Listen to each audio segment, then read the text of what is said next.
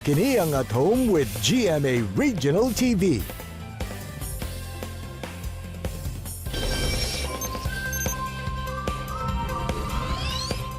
Mga kapuso, ngayong umaga usapang siyensya tayo dahil ating makakasama ang namuno sa paggawa ng Maya 3 and 4 Cube satellites na proudly Pinoy na nagagamit na ngayon matapos itong mapalipad sa kalawakan.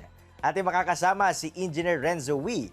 Engineer Renzo, good morning and welcome sa At Home with GMA Regional TV na makikita sa buong Mindanao. Kumusta ka? Ayos lang naman. Magandang umaga mga kapuso. Glad to hear na nasa mabuting kalagayan ka, sir. Pero sir, pag-usapan natin ang inyong tagumpay, ang Maya 3 and 4 na sa ngayon ay nasa kalawakan na. Ano po ba ang dalawang cube satellite na ito at ano ang function nila? Yan. Ang dalawang cube satellite na to ay tinatawag din na nanosatellite. So ito ay satellite na may size na 10 by 10 by 11.35 cm cube. So maliit lang siya, pwede mo siyang hawakan sa kamay. So dalawa ito, si Maya 3 at si Maya 4. At yung main reason or main objective kung bakit tayo nagde-develop ng mga satellites ay mga nanosatellite pala ay dalawang reason dyan. First is for research purposes. So kung may gusto ba tayong i-try na sabihin natin mga components, sabihin natin may camera tayong gusto i-try kung gagana ba siya sa space. So pwede natin siyang ipasakay sa nanosatellite. Yun yung tawag dun sa technology demonstration ang tawag dun. Pangalawa is kung gusto nating turuan yung mga tao o yung mga engineers o scientists kung paano gumawa ng satellite. Actually, pati mga estudyante. Kung gusto natin silang turuan paano gumawa ng satellite, pwede tayong gumawa ng nanosatellite.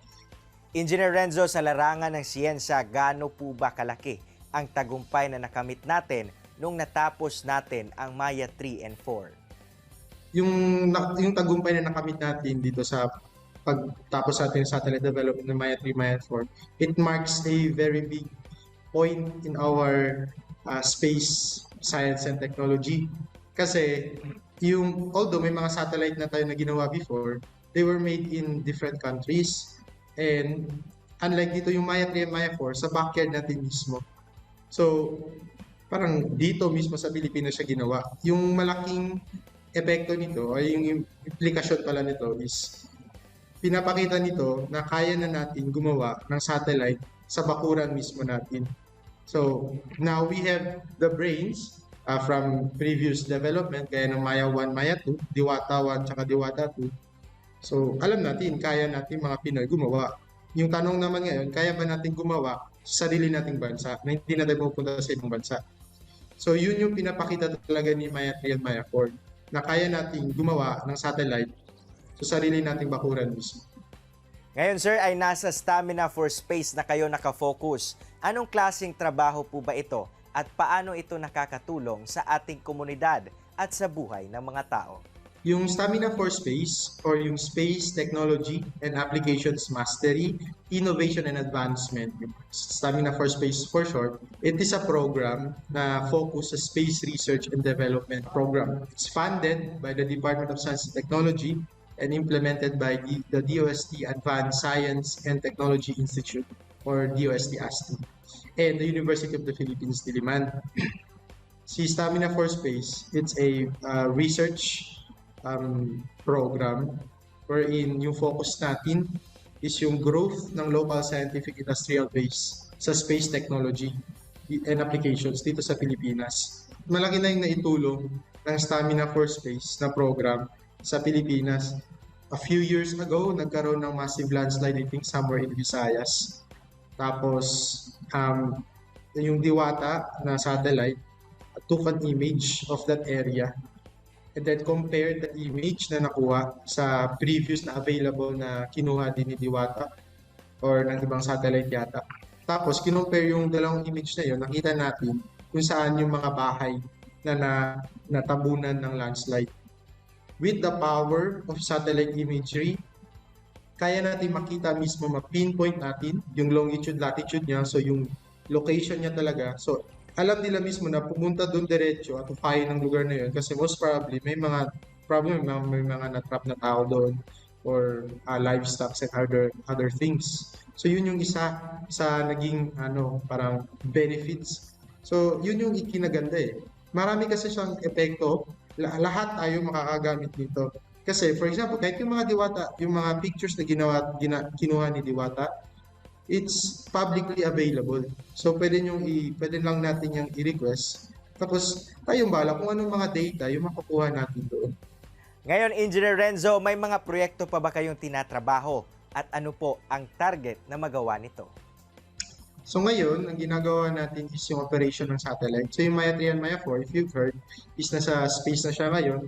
It's in orbit of 400 kilometers above the Earth's surface. So nag-ooperate tayo ngayon. So tinatry natin yung mga missions ni satellite. So last time, we're operating the APRS. So yung APRS, DigiPeter mission ni satellite, basically, gagamitin mo sa satellite to communicate with other people.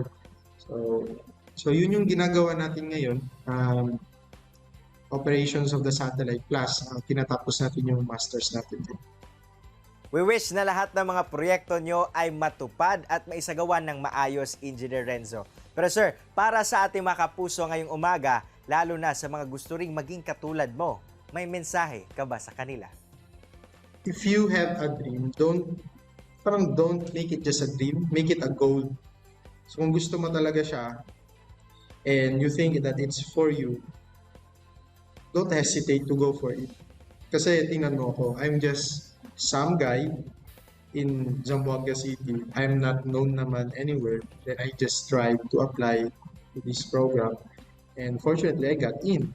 And if you want to focus in space science and technology, you are more than welcome. Don't think that it's too late for you.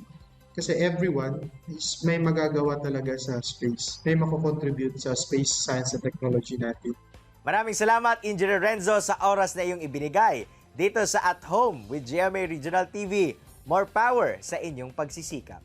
Mga kapuso, chillax lang mo kay mubalik pa ang At Home with GMA Regional TV. Kini ang At Home with GMA Regional TV.